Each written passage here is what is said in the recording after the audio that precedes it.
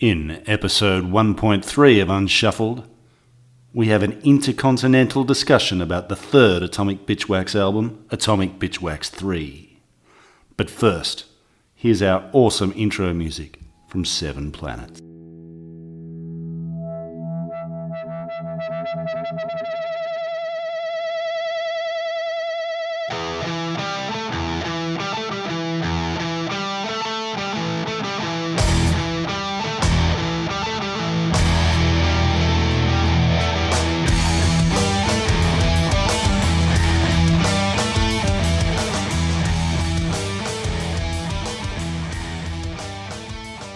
Scotty D. Matt, it is good to see you again. Yeah, you too. You too, brother. From the other side of the world. We traveled far for this one. Well, you did. I did. We're not in Kansas anymore. We're not. I am coming to you from a house in the middle of the Green Mountains in Vermont. Yeah. I am absolutely respecting social distancing, as my nearest neighbor is about a 15-minute drive. Yeah, you took that literally. I did. Nice and chilly up there too, I imagine. Oh, Jesus, yes. yes. It's been snowing. In fact, today it did get above freezing. So ooh, that was exciting. T-shirt weather. It was exciting. It was exciting. Yeah.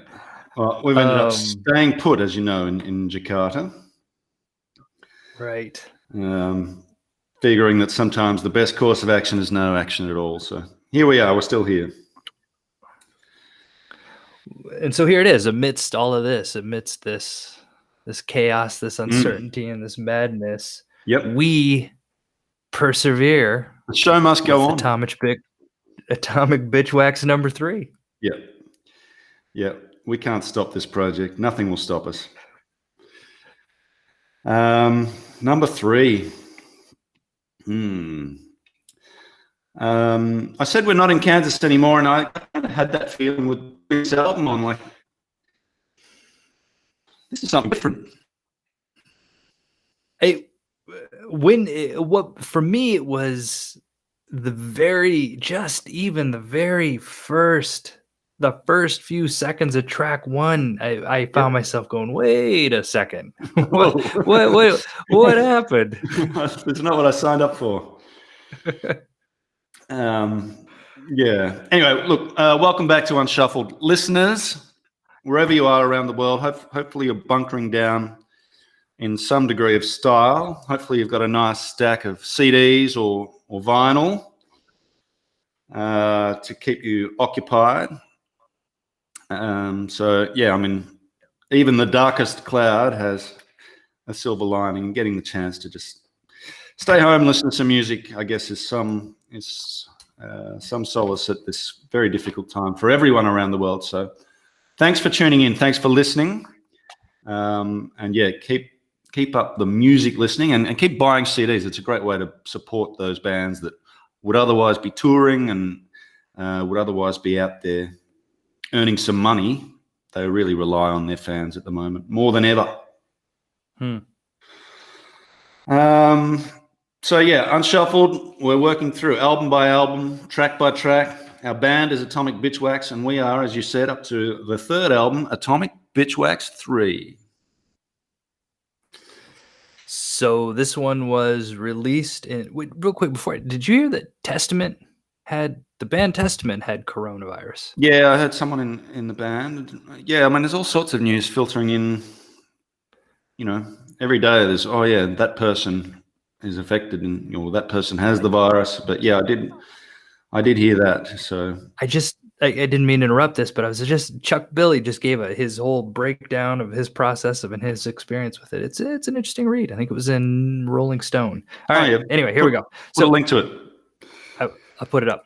So the release date for this was June 7th, 2005. Now, what we didn't talk about was it Spit Blood EP, which came out in 2002. So there's 3 years between this and that, but 5 years between this and Atomic Bitchwax 2.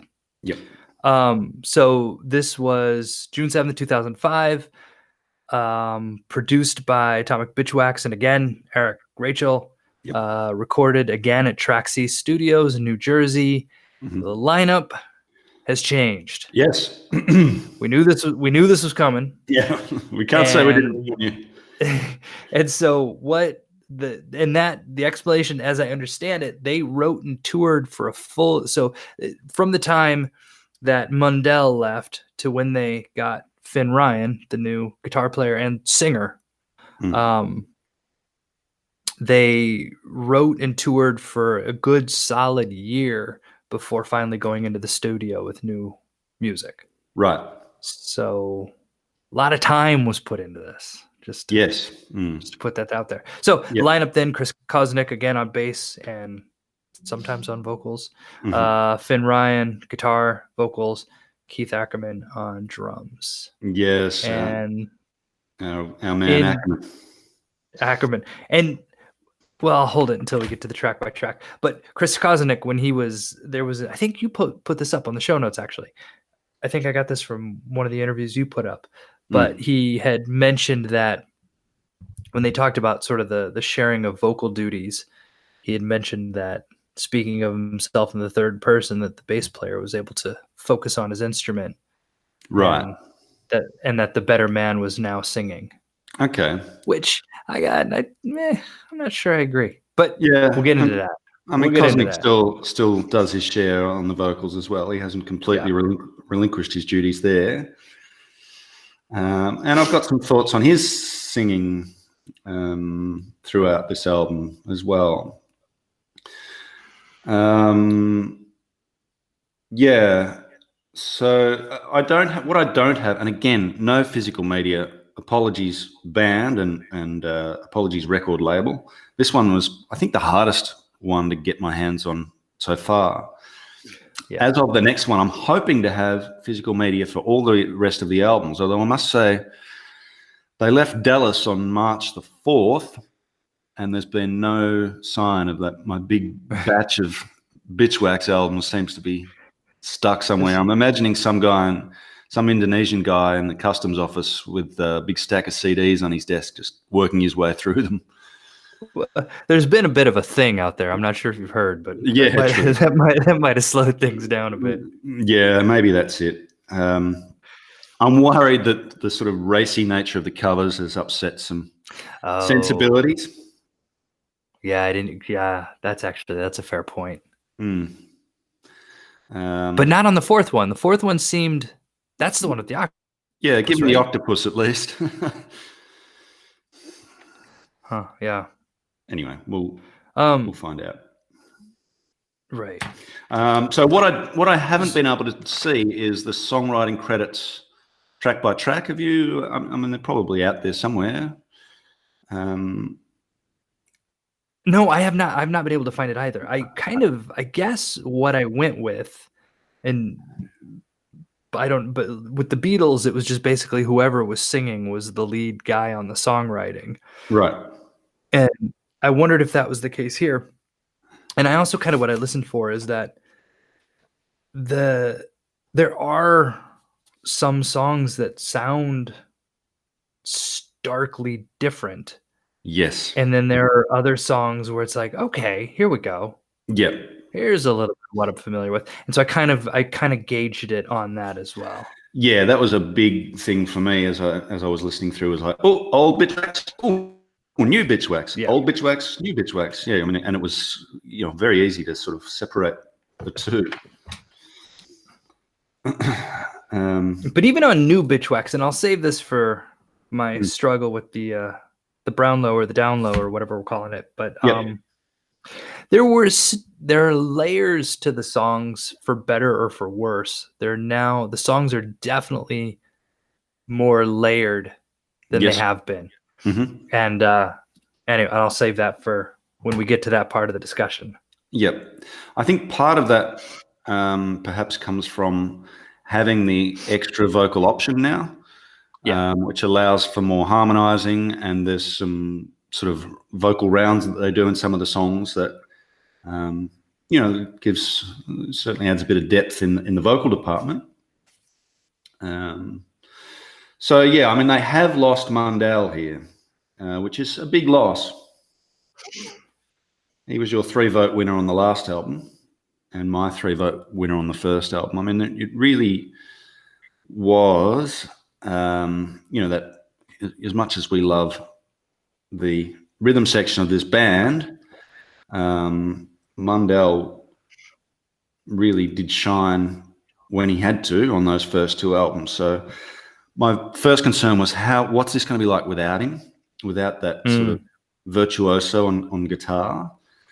But and they have lost some of that sort of shredding capability. But then you've got to look at what they've gained as well, and a good singer is one of the things. My first, and I don't know, my first thought of this when I was listening to it was that it's no longer a side project. Right. So with the first 2 albums, it could have been, they were fun. Mm-hmm.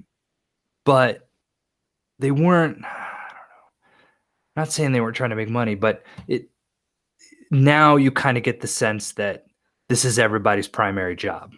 Yep. Right. With this third album, and I do Monster Magnet's going to cycle back in later, but right now at this point in time when they're making this album, Monster Magnet is no longer a shadow hanging over anyone. Right. Yep. This is their primary gig. Yep. And I think you get a sense of that just even with the lack of instrumentals. Yep. What is there, 1? Everything's right. And everything is sort of constructed into, it's, 3 to 4 minutes in and out.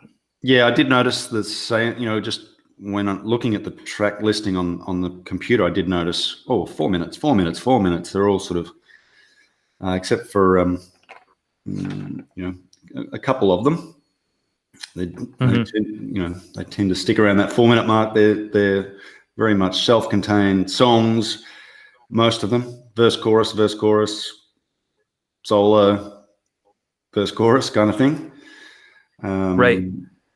So none of them goes over, not a song on here goes over 4 minutes, 30 seconds. And that's only one. There are a couple that are even at, 3 minutes. But whereas even the EP had songs still touching on 7 minutes. Yep. And so I think that's, I don't know, felt notable. Yep. There's no formula or solid on this. There is an experimental one, but they do keep it shorter. I might save your sort of summary, like, did you like it or not? Perhaps we can get to that at the end. Okay. And we can go track by track, perhaps. You ready to do that? We need to go up first, though, right? Right, okay. So Wes Benscoter was the designer. Yep. He also did the Spit Blood EP. Oh, that was him too. Okay.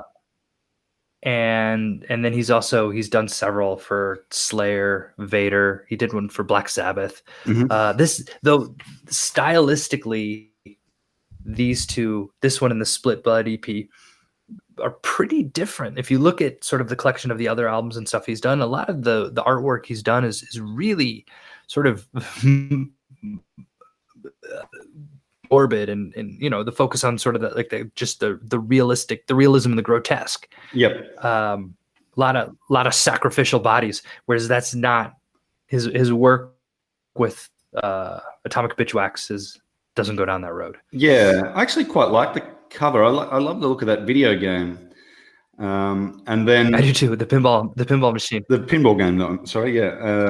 Do you know the score on the pinball game? That's a little bit of trivia for you. No. 394,470 is the current score that the girl's got it up to. So she's obviously pretty good at it. I don't know the significance of that number. Maybe there's some cosmic meaning to it. But yeah, I love it. It's got a cool sort of devil guy and a spaceship on the pinball game, and then on the back cover, there's just the devil guy and the, so they've just taken an aspect of the pinball game and just used that solely for the back cover. See, I didn't see that, but I didn't see the back cover. But I was thinking, like, looking at the pinball, and I was like, that alone would have made a really cool cover. Yeah, I think so. I tend to agree. I believe they only printed the lyrics to one of the songs in the liner notes. Did you know that? If I Had a Gun. Yeah. No. Yeah. That's. I believe they only printed the lyrics to The Passenger. Oh, okay. If I Had a Gun were the only lyrics I could find online. Oh, okay. Maybe I'm wrong, but anyway, they certainly didn't. We're not missing big lyric sheets. In fact, the lyrics are hard to find generally, but they're generally pretty audible anyway. I did think, I will say though, either they or Mr. Ryan, somebody stepped up their lyric game. I will say the lyrics are definitely more nuanced on this album than they have been. Absolutely, and I made a note of a couple of those as we get through the songs. A couple of times where I thought, oh, that's not a bad lyric, and there was nothing like that on the first two albums. The lyrics were very much just, secondary considerations. In those first couple,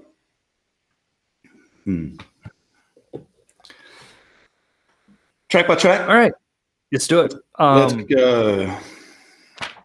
So with the Destroyer, track 1, my first thought was, this is where I kind of heard, this was where I was like, what's going on here? And then the drums come in, and I was immediately like, Ackerman's back. We talked about this last time. I definitely feel like Keith Ackerman was missing on the last album. And he's fully back on this one. And I don't know if it's the record. I don't know if it's the quality of the version that I have, but I can hear him now the way that I could the first album and couldn't the second album. And so I immediately dismissed whatever notions of skepticism I had when I heard those drums kick in, and I'm like, all right, here we go. Yeah, there's a few other Bitchwax ingredients that they bring back for this song too. There's some space lasers midway through the song. Right before the solo. There was a hint of maybe the Baseballs effect or something similar during the solo. And a real rumbling bass line from Chris Kosnick that sits underneath this whole song. You can see how hard he's working. There's a link to a live version of this song. And if you just watch his fingers on the bass guitar throughout, I mean, he is working that thing. Especially, I mean, during the solo, it's almost like a bass solo more than a guitar solo. He's working that hard. So yeah, I was encouraged by this song greatly. It does have some different production, but it's got, like, this is definitely an Atomic Bitchwax song. Right. You Ought to Know and You Can't Win. Those two tracks, I kind of lump them. They in my own head, they sort of fit together in that You Ought to Know reminds me kind of early. So first off, anybody looking for metal on this album is, I think, going to be somewhat let down. It has definitely geared more towards rock, whatever that means. But there's even a poppier kind of edge happening here. And You Ought to Know felt like sort of early Queens of the Stone Age. And You Can't Win felt like early Foo Fighters.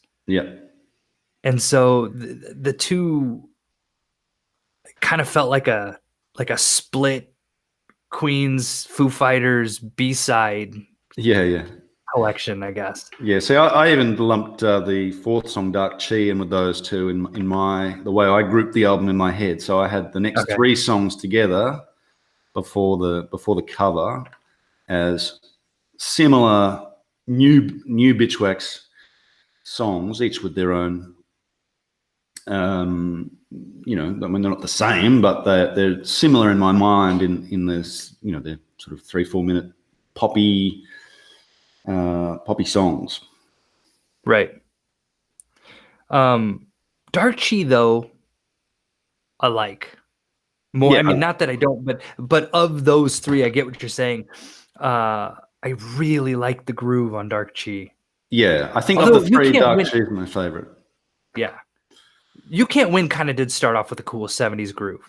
Yep. But but Darchi, I straight, you know, from start to finish of the first 4 tracks, that was the first one where I was like, all right, where I would go back and listen to that one again, definitely. Yeah. So back to You Ought to Know. I mean, it's tempting. There's got a real breezy sound. I think breezy is the word that I wrote. It's much lighter and catchier than the first 2 albums. I almost used the word effortless. Because it is so breezy, but there is effort there. And to me, the effort is in the bass. It's still got those rumbling cosmic bass lines that carry the songs. Certainly something new here. The lyrics, again, are better. I jotted down, burn off this love and hate with gasoline and acetate as one, you know, just something that I thought, wouldn't have got anything like that on the first 2 albums. But yeah, still rock, but much breezier and catchier. But, you know, sometimes effortless can be an insult. I don't mean that to sound insulting in this one. It's just easier. It just sounds a bit easier on the ear, not necessarily easier to play. Right. They do every now and then they'll throw in a cover, and I wasn't sure where the cover was jumping into this one, so I was kind of happy that it wasn't an Alanis Morissette cover. That never occurred to me.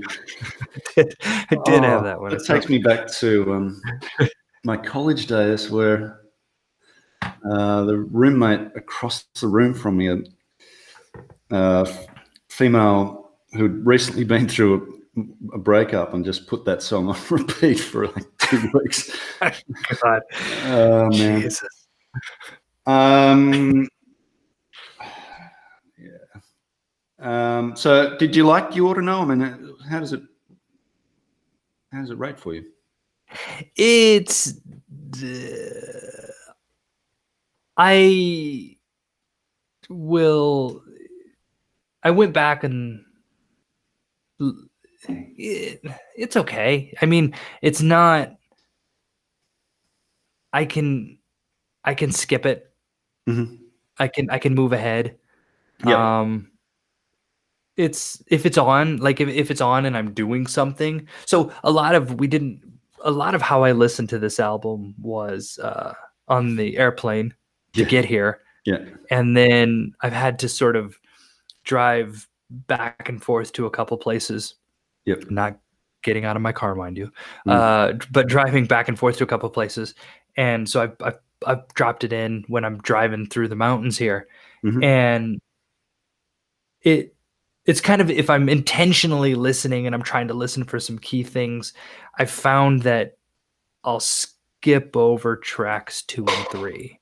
Okay. To kind of, you know, after I've listened to it a couple times, I'll just sort of pass through those and get to track 4, and that's where I hang on, listen to that all the way through. Okay. They're not.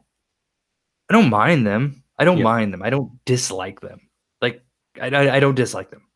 Okay. But not my favorites. Yeah. Okay. Yeah. I mean, You Can't Win is similar. This one has cowbell. So we've got some cowbell and You Can't Win. I love the cosmic rumble here. Again, that's the highlight of the song for me, is what the bass is doing. We've got our nice little spoken vocal effect in when he says, "You can't win." And some nice tempo changes throughout that I thought made the song a little more interesting than You Ought to Know. So I quite like You Can't Win.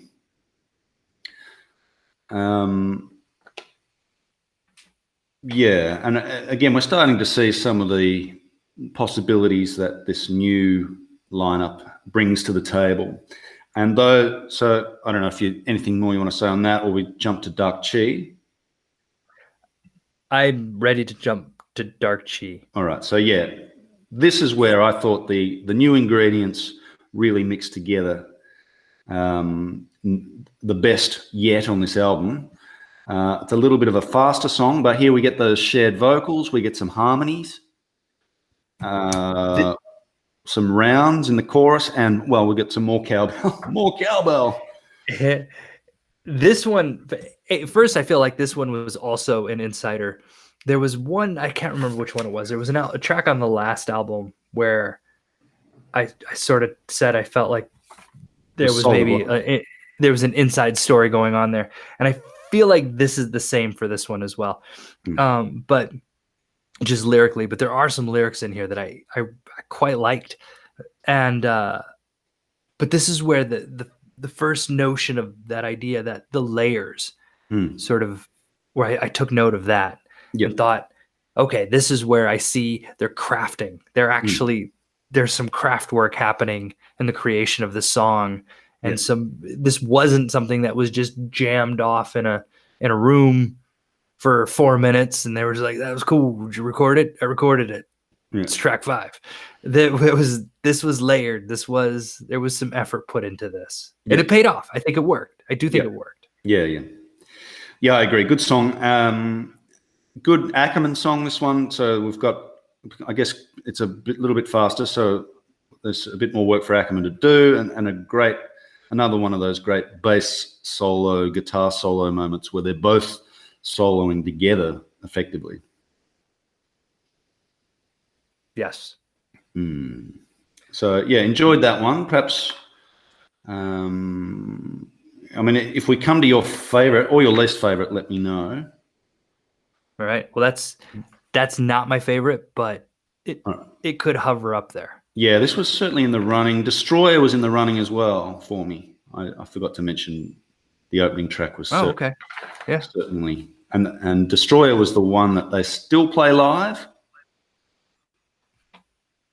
I get that. Yeah. That and the instrumental, which we'll get to soon, are the ones that they still play live. But yeah, Destroyer is still on their live sets from time to time.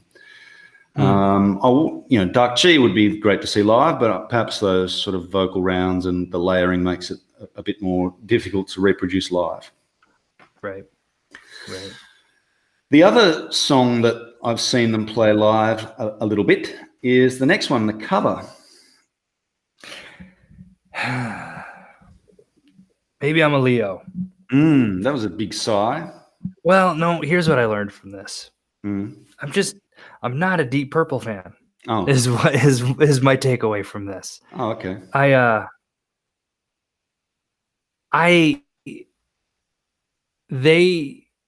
They have an affinity for Tommy Bolin and Deep Purple that I had never fully appreciated. Yeah. I never gave them their proper due. And so through listening to Atomic Bitchwax, I find that I am more intrigued and curious about Deep Purple. Right. And I kind of went down that road.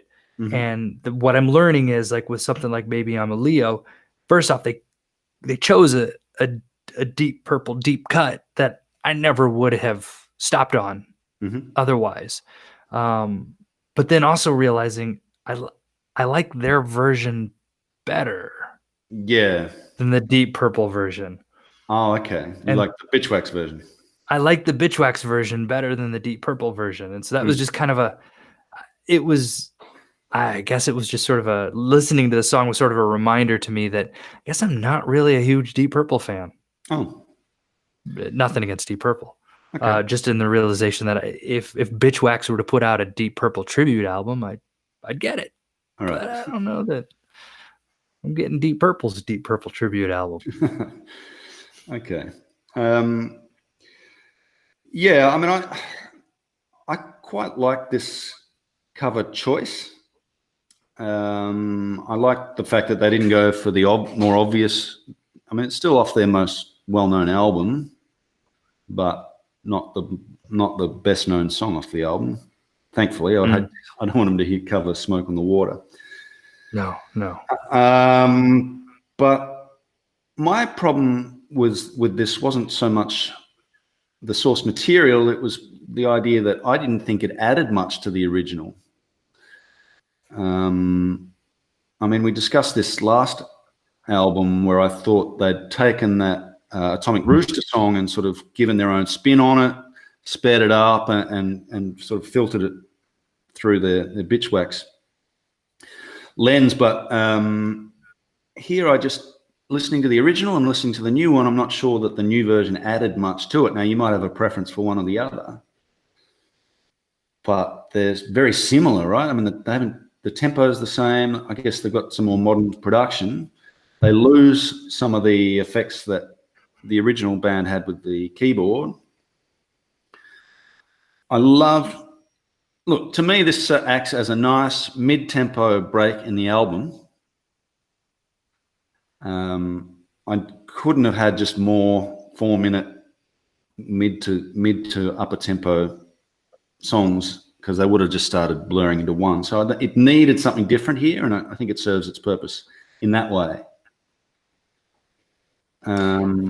It also has, I think, my favorite Finn Ryan solo. Now, I know he's covering someone else, but there's a lovely shimmering quality to the guitar solo in this that I really liked, and showed some of Finn Ryan's melodic capabilities, and and showed them off.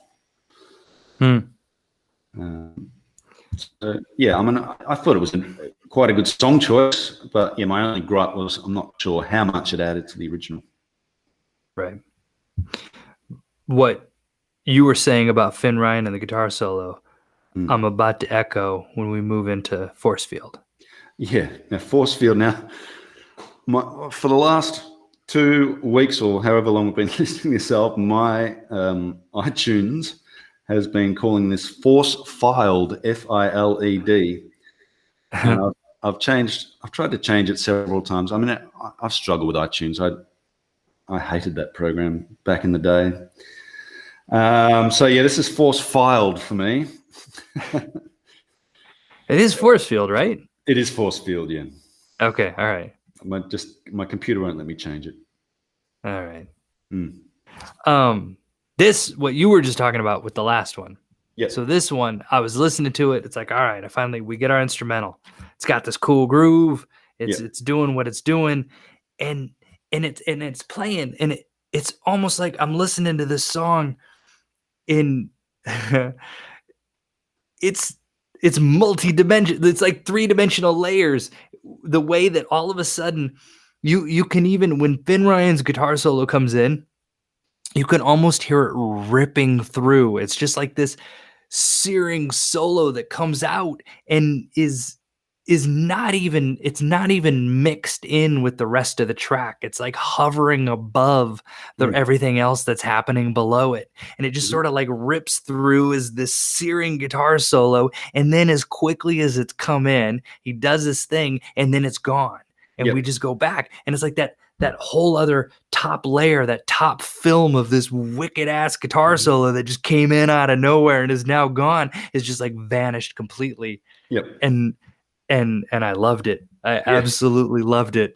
Yeah, this is definitely an old Bitchwax song, right? Yeah. Yes. And it's got there's also some nice Ackerman stuff in here. There are. Yeah, it's a fast song. It's a fun song. It's over quickly. Yeah, great. This is great. So, loved Force Field. Was it your favorite? I think so. Mm-hmm. I do think so. I think so. Yeah. I'm going to say yes. Okay. Although, yes, I'm saying yeah. There was the final running. I had 3 in the final running, and we're gonna see this when we get to the Brownlow for me as well. But there were 3 kind of in the final running for my favorite, and I think this is it. I think it was this one.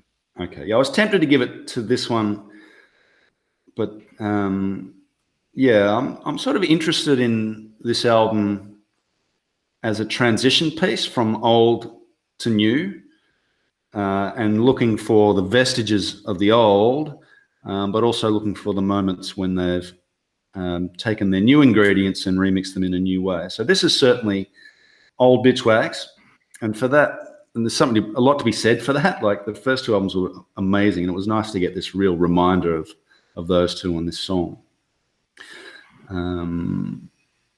But yeah, I've saved my favorite for one of the new ones, just because I like bands that are evolving.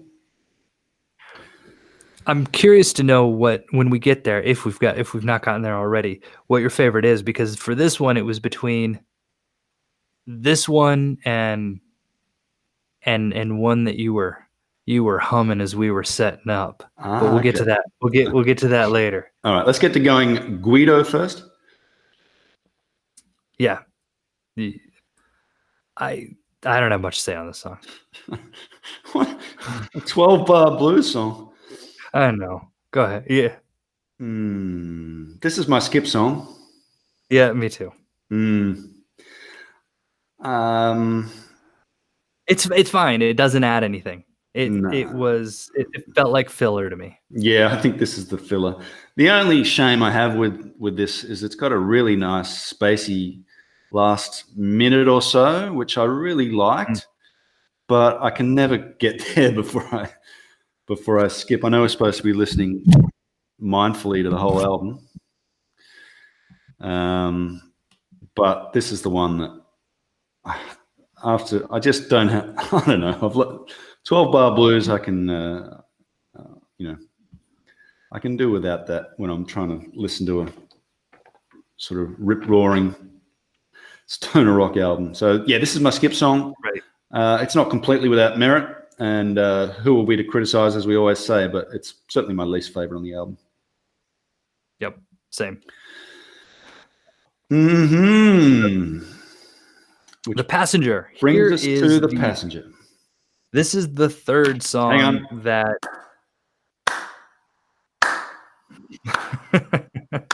some hand claps. Clap your hands, everybody.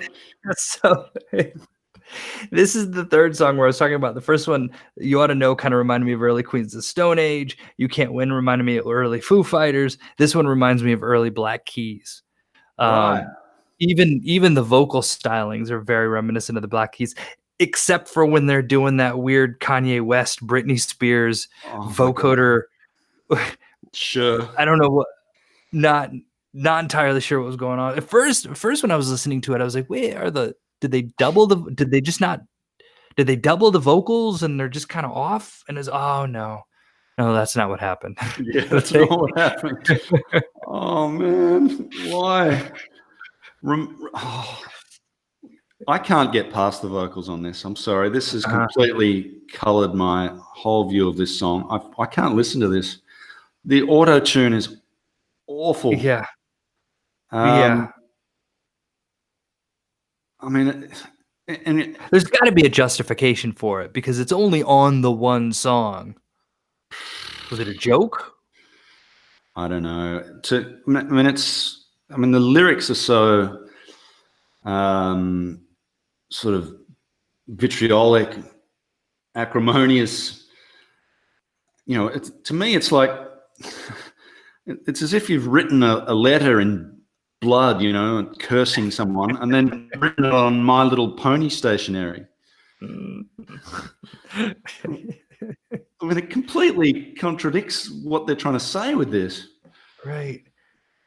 Well, listen to the way we're talking about this, and we called Going Guido our least favorite song. Well, this maybe I jumped the gun. This does have some cool bass things going on. Yeah, I think the song itself is good. It's just that vocal effect that It's just the vocal effect. Yeah, I agree. Deal with that. Remind me if I ever have to write a sort of revenge song for some reason, not to use auto-tune on the vocals.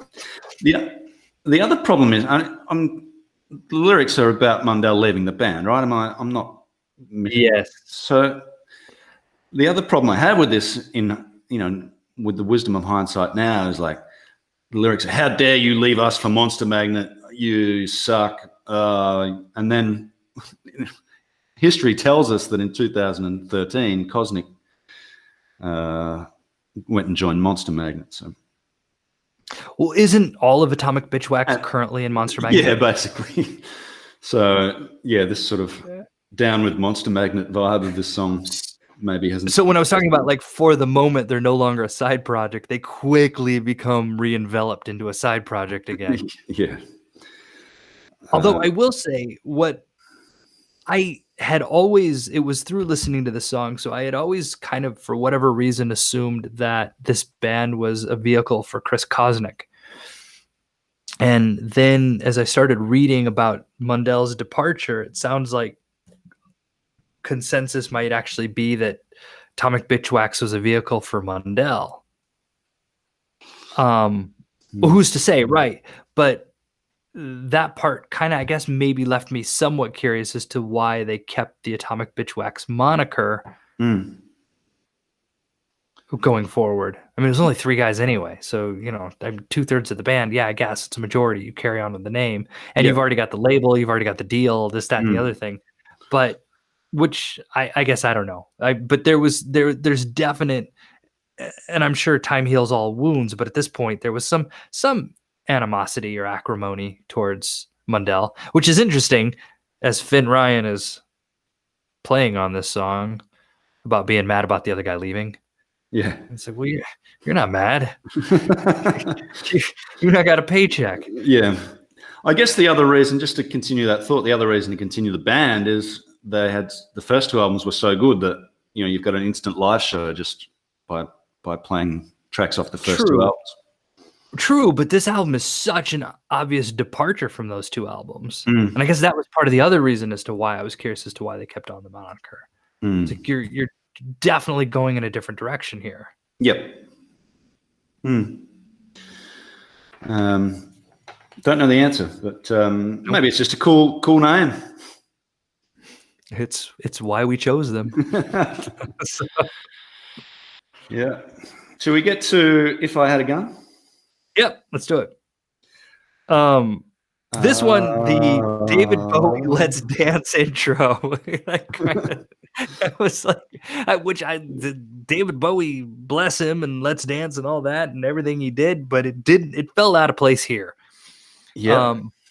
But I liked it. I was able to forgive it. Yeah, I really like this song, and this is the most different, or the newest of the songs, and this is where I thought, yeah, the all is not lost. Certainly, all is not lost. I mean, this is a completely new direction, but it works for me. It's so breezy. Is it a pop song? I don't know, but I do love sort of the head bopping rhythm of the chorus. It's just it breezy, I think, is the best way to describe this. Yeah. It absolutely, it felt light, it felt easy, it felt nice. Yeah. Which isn't the band I wrote down, and please, Bitchwax, if you're listening, don't take this as an insult, but the band I wrote down that came to mind was the Spin Doctors. The Spin Doctors. Little Miss Can't Be Wrong. Little Miss Can't Be Wrong. Huh. I mean, anyone can listen to this song and like it, right? Yeah. This is just a good poppy rock song. Yeah. Yes. It's so well written. Such a well written song. But I really like it. I agree. But at some point during the recording process, they did that opening to Let's Dance or whatever, sang over it. And what I'm trying to figure out was when they left that in, were they just all hovering around? Oh yeah, that's good. That's good. We gotta keep that in. Or was it more of a, I don't know, whatever, we did it, fine. Do whatever you got to do. Like, what was the thought process of putting that in? Because it doesn't.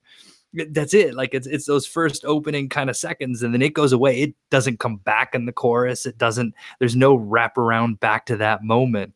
Yeah. But there was a decision to keep it in. Yeah. Yeah. I don't know. I've got a question for you now. As an Australian, if the letter R appears on the end of a word, Yeah, we treat it as if it's not there, right? yeah. So the word closer. You say right. closer. We say closer. Oh yeah. Oh yeah. It's like an AH sound. We do it with water as well. We're hanging on that R. We're hanging on to that R for dear life. Yeah, the rest of the word. The rest of the word is a cliff we're running over, and the R is the ledge that's just we're hanging on to dear life for. But I think they take it to extremes on this. I wasn't sure if it was an accent thing or if it's an affectation. But a little bit closer. Is that some New Jersey thing, or what is that? Maybe, but I do like the way they kind of draw that out, and sort of I do like the way they hang on that, because they add additional even syllables, right? So they make that R into its own multisyllabic part of the word. Yeah. So they do. It's overplayed in the song, or at least over accented, but I like what they did with it. Yep. There's also some of those vocal rounds that we heard in Dark Chi later in this song. So again, the layering, the extra harmonizing, and yeah, some of those nice new ingredients that are on throughout this album. Yeah. This was their single, obviously, if there had to be one. Oh, was it? I don't know. I don't think they released singles, but if there was to be one, I would imagine this would be it. For some reason, I thought they had a single, and I thought it was The Destroyer. Oh, okay. I mean, Destroyer is the one that your fans are going to love. This might be one that a radio station would play. Right. Right. Which brings us to Half as Much, track 10, final track of the album. This first up. He is, but this time he sounds like Optimus Prime with a tracheotomy. Optimus should never have smoked. And the song has it. I feel like the song. I like the song, but I feel like it loses the thread. I feel like there's a minute, maybe not even a full minute and a half of a good song in here, and then it's sort of just it falls into there. It's as if, I don't know if it was Kosnick or Ackerman that was like, wait, we forgot to turn on the space lasers. Yeah, and so they just tried to cram them all into this song. We haven't done any noodling. But the song's only like it goes to all these different places, and I think it's only like 3.5 minutes long. Yeah, that was my problem with this song. I actually love the start of this song and would have loved them to have just kept going with this. Even if they wanted to have that spaced out section later on, at least give us a couple more verses and choruses before you get there. I just felt they made that diversion a bit too soon. The song felt, half as much. It felt half finished. Yeah. It felt like, give this a little bit more time. And they do come back at the end, but it's not. Yeah, it's I think this is my favorite song for the bits where it's going. But it's probably, and I was tempted to give this my favorite overall. I actually like the use of horns in here as well. Just the experimentation, not just with guitar sounds here, but to bring in some different sounds and in that sort of freak out section. And then thankfully that the original song comes back at the end. I thought there was a nice payoff when it did come back. So I was tempted to give this my favorite song, but I think you've talked me down from that. Well, this song is, if we had a most frustrating song, it would be this one, because there's too much there's a good song in there, and there's just too much interference that I feel needed to be stripped away and let the song just be the song. Yeah. Or just put the freak out bit in one of the songs I don't like as much. Put it all in Going Guido. Yeah, put it all in there and just keep the song as a song. Put your traked up transformer in Going Guido, and let's do that.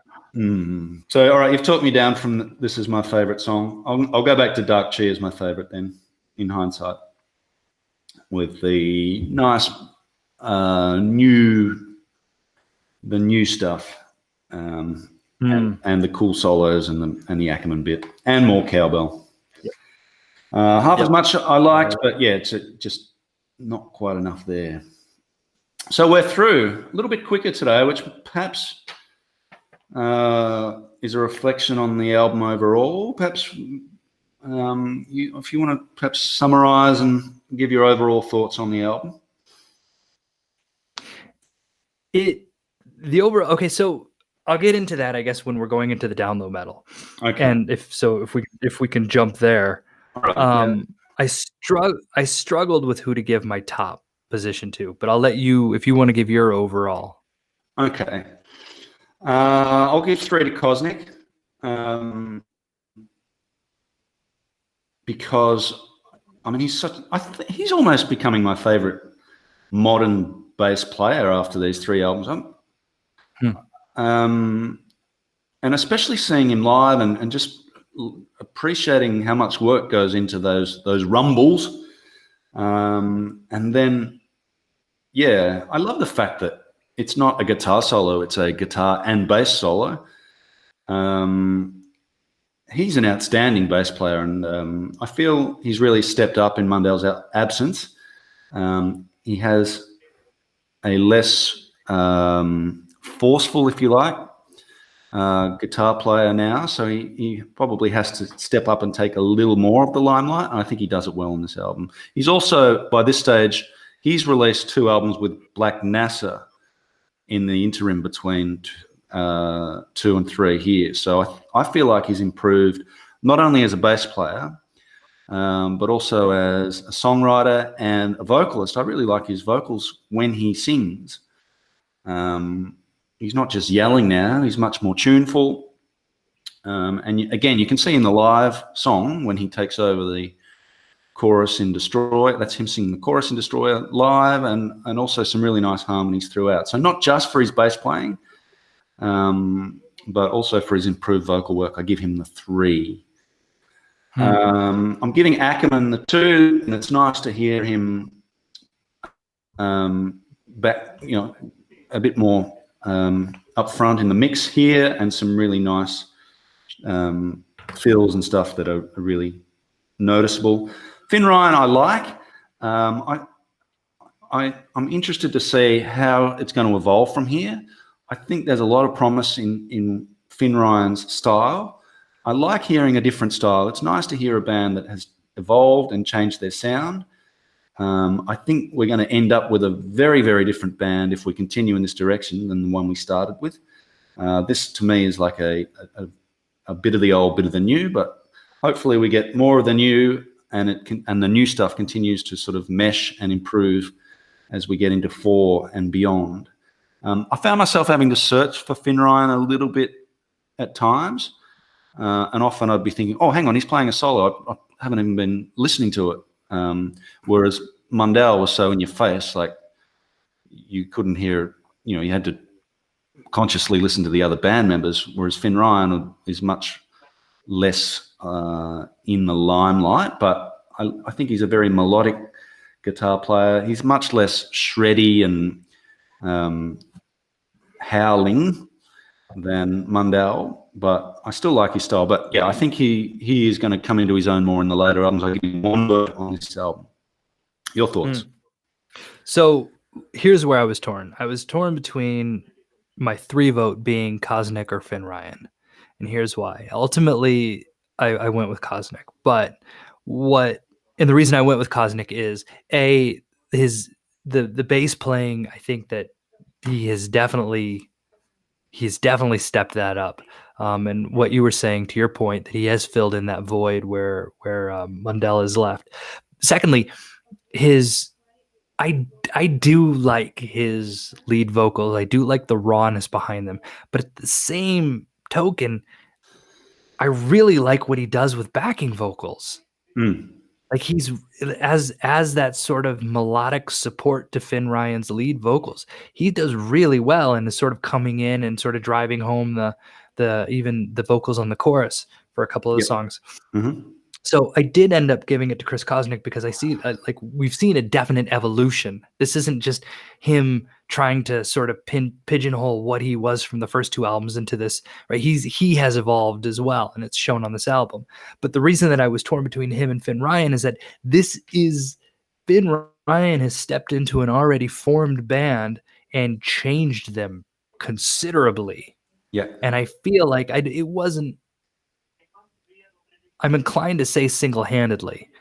I'm not sure that it was single-handedly, but I do believe that there was, Kosnick was absolutely a willing participant, but Finn Ryan had a huge influence on the change of this band. Yep. And I think that that's notable. And then my Ackerman, I was so excited to hear him back, but as far as the sound of this album, I feel like it was Finn Ryan, it was Chris Kosnick, and so I went Ackerman for my number one. Yeah, we're losing Ackerman now.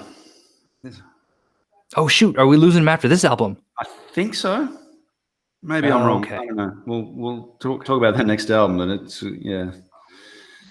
he's going to be going soon. Whether it's after this album or after the next, I'm not sure. But the only traces we can find of him on the internet are as a pastor. Yeah, he just disappeared. That's one of those times when the R is very useful. A pastor, not a pastor. Yeah, no, he seemingly just disappears, doesn't he? Yeah, we don't know what happened to him, but maybe he can get in touch with us. Send us an email, Keith. We're here. We're ready for you. Yeah. So yeah, overall, in the annals of Atomic Bitchwax? Yeah. Or I appropriately named number 3. Of the 3, this is my, but I don't, here and again, I don't not like it. I mean, I enjoy the album. But it's not my favorite of the Bitchwax repertoire. No, certainly not. It's my least favorite of the 3, but still a worthwhile listen. And I think, again, this is one of the merits of what we're doing is we've actually spent a couple of weeks listening to an album that otherwise we might have just said, a couple of listens and I don't like it as much as the first 2. I'm going to give up on it. Yeah. It's worth persevering with albums like this. And those layers do reveal themselves on repeated listens. Right. What are we talked quickly, what are your predictions for number 4? I'm expecting more of the new and less of the old as they start having to write all new songs, as Finn Ryan becomes increasingly, feels increasingly like an equal member of the band. Whether there's more If I Had a Gun type songs, I don't know, but I don't know that they will go too far down that road. I'm expecting more Dark Chi. I hope you're right. For whatever reason, I'm somewhat nervous about number 4. Yeah. But I could easily talk myself out of it for the fact that I don't understand why this one is the one that's well, I guess number 2 to some extent too. But 2 and 3 are really kind of officially out of print. Yep. One was brought back into print, which I got my copy. Oh yeah. Purple vinyl. Yeah, nice. One's back in print. 2 and 3 are officially out of print, but 4 never left print, from what I understand. Yeah, I think it was just a label thing. I think. 4, okay, so it had nothing to do with. Okay, 4 is the one that I think makes me the most nervous. Because I feel like the sophomore slump. So to me, this is a new band. And so it's almost like of the new version of this band, this is their first album, right? And so the sophomore slump then would be number 4. Is what I've heard nothing from number 4. I have absolutely nothing to base this on other than I hear the direction has changed quite dramatically. And so my assumption is the sophomore slump's coming with the next album, and the hope being that it would pick back up again after that. Okay. No, I'm still hopeful for the next one. I really want to see where they take this. I expect we'll start to, some of those. I can't imagine they're going to bring Ralph Bot back on the 4th one. At some point, that has to stop. Hopefully, it's the end of the vocoder or the auto-tune vocals. Yes. Please. I imagine there'll be a cover. There will be a cover. Will it be Tommy Bolin or Deep Purple? We'll see. I imagine there'll be an instrumental or two. Apart from that, will we get cowbell, hand claps?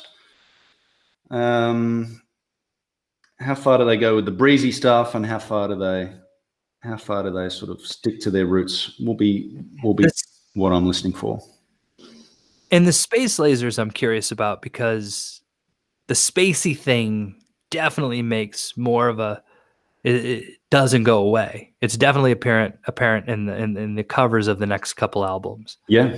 But the sounds, the spacey sounds weren't as prevalent on this album as they were on the previous two. So I'm wondering if they incorporate that back in, or was that just kind of a Mundell thing? Yeah. Well, time will tell. We've got, the exciting thing is now we can put number 3 aside.